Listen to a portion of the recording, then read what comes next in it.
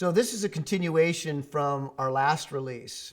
The last one was about lingering emotions, doing work and having lingering emotions. This one's it's a very important cousin of that topic, right? Creating healthy characters, right? Let's say you have to work on a character that has, a drug addict or some war-torn individual, or you've lost a child. These huge moments in the human experience. How do you do that? How do you do that and stay healthy and balanced? Well, there's the key phrases, right? Healthy and balanced. And it's very important. I stressed on the last one that this is supposed to be fun. But trust me, I've worked on a lot of very difficult productions, characters over the years. And while you're in it, it's not fun. When you're doing the work, when you're doing all that, when you're earning the right to speak these words. We don't, in the Meisner technique, you don't play characters, you earn them. And Sandy used to say, you're more method actors than more method actors. People think being a method actor, people hear you're an actor, they go, oh, are you method? And to them, the lay people, they think that means you're in character all times. You live on the streets if you're a bum, and you're a cowboy, you go ride horses. Sandy goes, that's not method acting, that's basic, that's called research. You do whatever the hell you got to do. That's not method acting. So as actors, we got to do all kinds of stuff. If I'm going to play a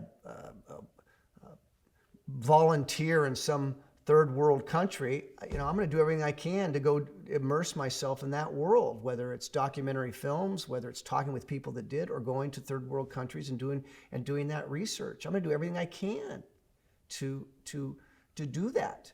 So now, let's say you got to play a drug addict, some guy, some stockbroker, venture capitalist person who hits it big and gets hooked on cocaine and then hookers and drugs and heroin and loses his family and he gets in a drunk driving accident and kills 3 people.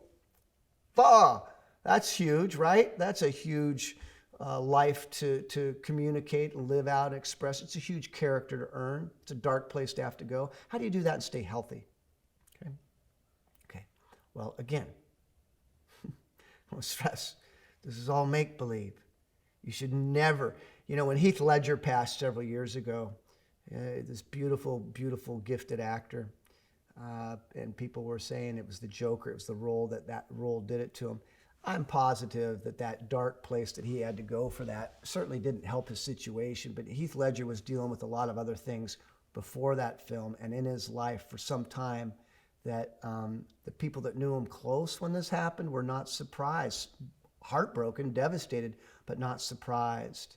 So, and you hear about actors that they got so immersed in a role that they struggled, they went too far. I think it was Jason Patrick, and I'm reluctant to say names because I don't want to, in case I'm wrong, but I'm pretty sure I'm right about this. He played an undercover drug addict or undercover cop, infiltrating a drug deal. And he, unfortunately, in his research, got hooked on drugs. And it really messed him up. And if it's not Jason Patrick, my sincere apologies. But the teaching I'm trying to make is that, you don't get cancer to play a cancer patient. You don't do heroin to play a heroin patient or addict. You're healthy enough in your research that you don't go cross that line. Shia LaBeouf, I can never say his name. He got some bad press recently, a couple of years ago, for shooting up dogs in LA just to get the experience of what it was like to kill. And that's not okay, man. That's not healthy. That's not what this is supposed to be about at all. So, with a developed imagination, there's just about no place you can't go. Sandy would say that, you want to go live on the streets and pick garbage out of a can, do it, eat it, go right ahead. But with a developed imagination, certainly do your research.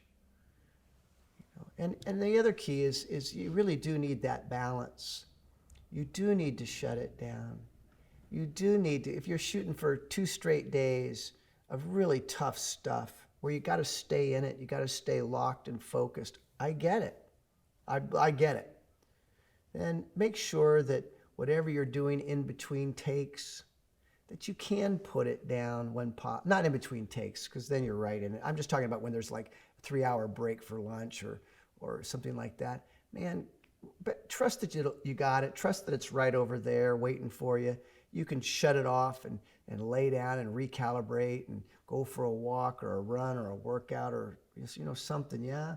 And then once the 2 days of shooting's over and you got a week break, go balance yourself out. Balance, balance, balance, balance. There's no other way of saying it.